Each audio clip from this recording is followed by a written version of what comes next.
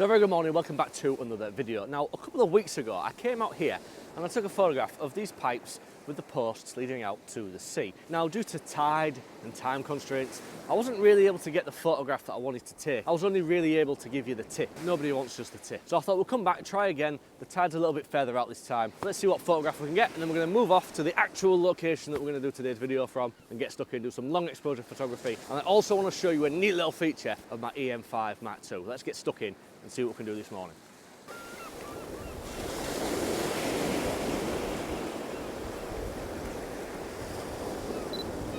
Right, so the tide has now gone out far enough, we should be able to grab this photograph. You can see behind me, there's a lot more of these posts and the old pipe work is now starting to poke through the tide, so this should work quite well. So on the front of this camera, I have a super secret ND filter system that I can't actually show you or speak about just yet, but what I can tell you is that we're down to 2 stops with a 3-stop hard edge graduated filter, just taking some of the glare off of the sky. So we're at f8, 6 seconds, ISO 200, which is the base ISO with a 2-second timer.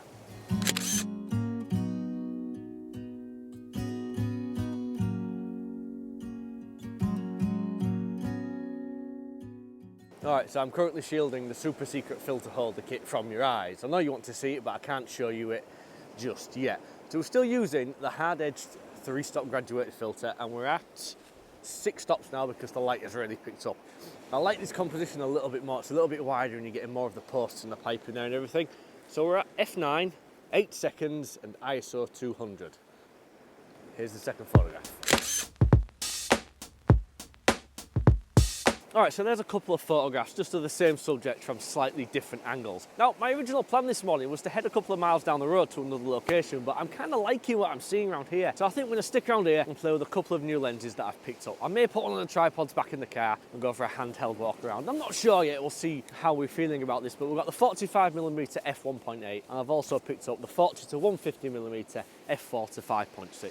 Let's have a play with them. Let's just stay where we are, have a play with them and see what photos we can get from the coast this morning. So let's get stuck in, go for a walk and see what we can find. So for this past month, I've been shooting almost exclusively with the micro four thirds cameras, and I've kind of found myself at a bit of a crossroads with my photography and what I want to do. I didn't expect to like these cameras as much as I have. When I bought the EM-10 Mark II broken off eBay, I thought I'd go out and shoot with it for a week or so, get bored of it and it'd stick on the shelf and collect dust. But I really have been blown away and fallen in love with these things, and I really am at a bit of a crossroads with what I should do with my photography. Do I shoot the micro four thirds stuff until say the summer and dive full time in there, look at pro bodies and pro lenses and see where it takes me, or do I flick and flip between the Canon stuff and the micro four thirds stuff? You see, since forever I've been a Canon user. I've used Canon cameras and Canon bodies. I know where I am with those cameras. I know the button layout, I know the features, I know the image quality that I'm going to get from the body and the lens, and I wasn't expecting to be as impressed with these things as I was with the Canon stuff. So please let me know down in the comments below, should I flick and flip between the Canon stuff or should I dive full time into the micro four thirds system? So if you call back to the start of the video, I said that I wanted to try a feature out with this camera. You see, this camera has something called a high resolution shooting mode.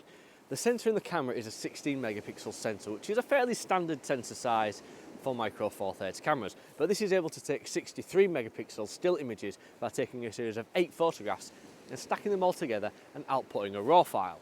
Okay, so this is how you put the camera into the high resolution shooting mode. So you go to your quick menu by pressing OK, you go down to your timer selection button, and you scroll the wheel all the way across until you come to this image that looks like 2 squares and some slightly smaller squares inside of it. And then we're now in high resolution shooting mode.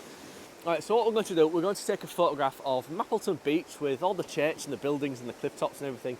They're all going to be in silhouette because the sunlight's hitting these at about a 45-degree angle, so it's giving like a half silhouette sort of feel to this photograph.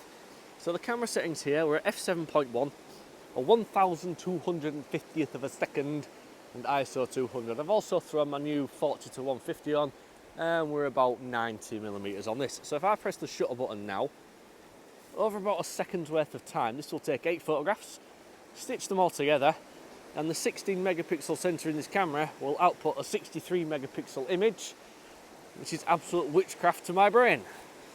So here's the photograph.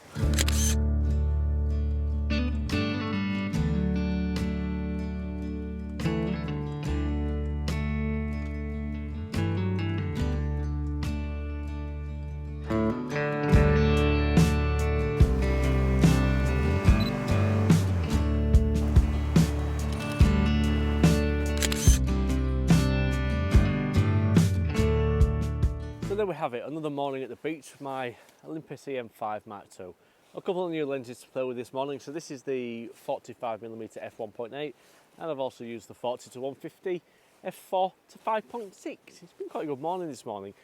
You might notice how white the beach is. That is how cold it is this morning. The beach has actually frosted over. So I am really quite numb right now. I'm very, very cold, and I'm definitely ready to go get back in the car and get warmed up a little bit. So thank you very much for watching today's video. I do hope you enjoyed it. If you did, please do give it a thumbs up. It really does help the video out. It brings new viewers to see my content. There is a subscribe button down there. You can always press that if you liked it, and you can see more nonsense from myself every single week. So until the next time, I'm going to love you and leave you and say peace and goodbye.